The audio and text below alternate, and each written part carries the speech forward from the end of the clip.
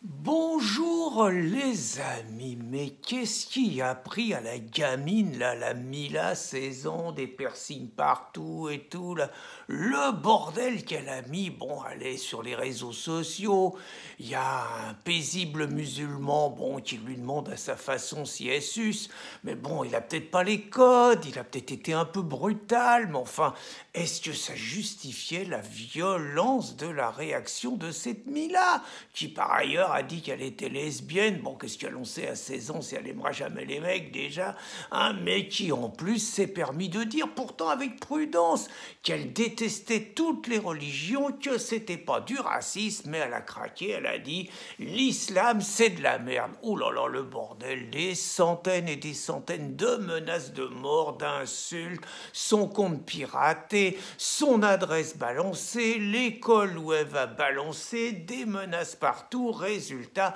obligée de l'exfiltrer de l'école, elle n'a pas remis les pieds nulle part à les protéger, à les planquer et tout, on sait plus, on voit des tweets où elle dit qu'elle regrette, mais on sait plus si c'est du piratage et tout, et puis ça fait la une de l'actualité, et il y en a un, moi il me plaît bien, c'est Zekri. Zekri, c'est le cador du Conseil français du culte musulman. Lui, il a dit qu'il était pour la liberté d'expression et tout, mais qu'il fallait pas blesser les croyants. Et puis il s'est lâché, il a dit que la petite Mila, elle assume ses écrits, elle aura ce qu'elle mérite. Hein. Ah, il est comme ça, Zekri. Il avait dit d'abord que Mohamed Merah, c'était pas un musulman, mais c'est quand même lui qui avait organisé les obsèques de Mohamed Merah, qui était pourtant pas musulman. Et puis aussi, il défend la liberté d'expression de Charlie Hebdo, qui dit maintenant, mais il avait quand même déposé plainte aussi contre les dessins de Charlie Hebdo. Puis l'affaire, elle est compliquée quand même, parce que quand même, la gamine, une femme menacée de mort, insultée, salope de français, sale français, sale gouine et tout. Moi, j'attendais Marlène. Je me suis dit, Marlène, elle va monter au créneau. Marlène, elle a rien dit. La seule qui l'a défendue, c'est Marine. On n'y comprend plus rien. Marine, elle a dit que c'était le même humour que Charlie Hebdo et que ceux qui défendaient Charlie, ils devaient défendre Mila. Il y a Céline Pina aussi qui l'a défendue. Il y a Zinem, mais c'est tout. La gauche, la liberté d'expression, je suis Charlie. On les entend plus. Ah si, quand même. Le parquet, il a fait ce qu'il fallait. Le parquet, il a poursuivi, qu'il a dit, ceux qu'on menaçait Mila de mort. Mais il poursuit aussi Mila, hein, on renvoie un peu les insultés, les insulteurs dos à dos, les menacés, les menaceurs dos à dos, parce que Mila, peut-être qu'elle s'est rendue coupable d'incitation à la haine raciale, pour avoir dit que l'islam, on voit pas où est la race, mais donc le parquet, il a été prudent. Et donc tout ça, moi, ça me rappelle, j'étais à Montreux, en Suisse, ça doit remonter à 2013, ça ne nous rajeunit pas. J'étais dans un débat avec le sympathique Annie Ramadan. À un moment, Annie, je l'avais un peu énervé, donc il dit « Liberté d'expression, monsieur Cassan, oui, liberté d'expression ». Je me dis « Oh là là, qu'est-ce qu'il va me dire ?» Mais attention, qui m'avait dit « Oh, j'ai commencé à me dire, putain, il va sortir un couteau. » Non, attention de ne pas blesser les croyants. La liberté d'expression s'arrête là où commence la liberté des croyants. Ben oui, j'avais pas compris ça, mais pas de tous les croyants, hein, parce que les catholiques, bon, ils ont l'habitude, hein. Eux, on peut faire des pièces de théâtre où on chie sur le Christ, on peut se réjouir que la cathédrale Notre-Dame est brûlée, on peut mettre en cause la sexualité du Christ. Avec les catholiques, ils ont l'habitude. La religion juive, tout le monde s'en fout de la religion juive, elle n'intéresse personne, personne dit de conneries sur Yahvé.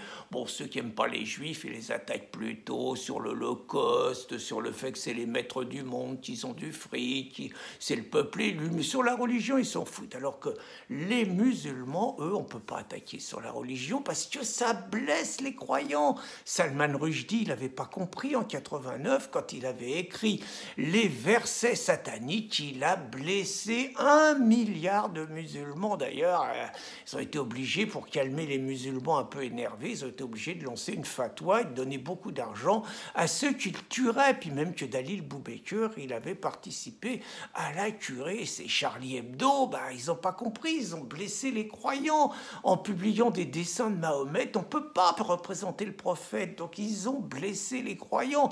Bien sûr, on condamne qu'ils aient été tués, mais ils l'ont quand même un peu cherché, c'est de leur faute. Et puis, Christine Tazin, quand elle dit islam assassin, elle blesse les croyants. Après, elle va s'étonner s'il y a des menaces de mort.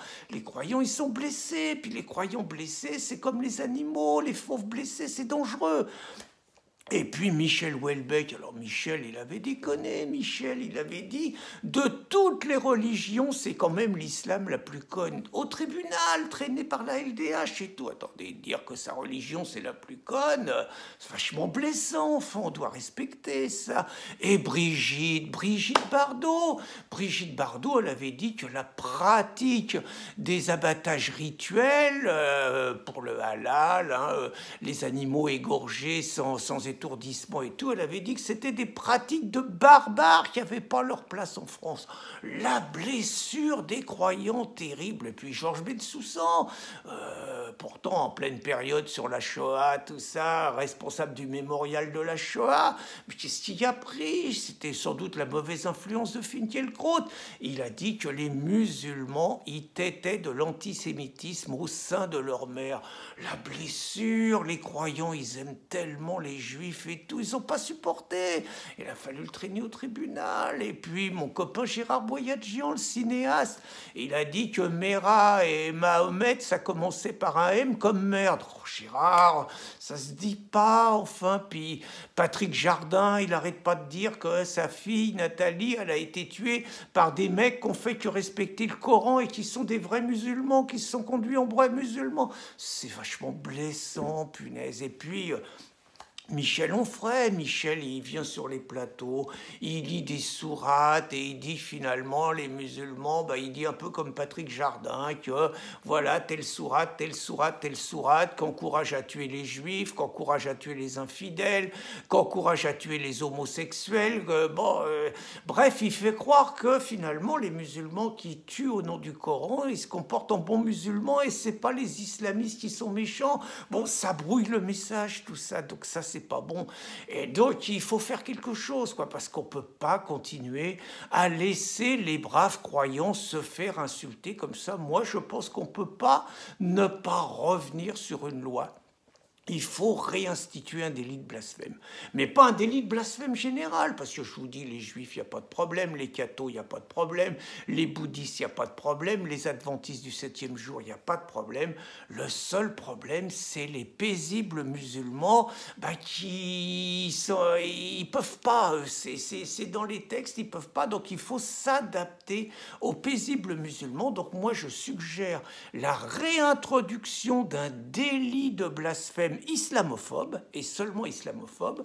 Je propose qu'il soit ajouté à la loi Avia, comme ça, au moins sur les réseaux sociaux, ça sera quelque chose de clair. Plus personne n'aura le droit de se moquer du prophète et des disciples d'Allah.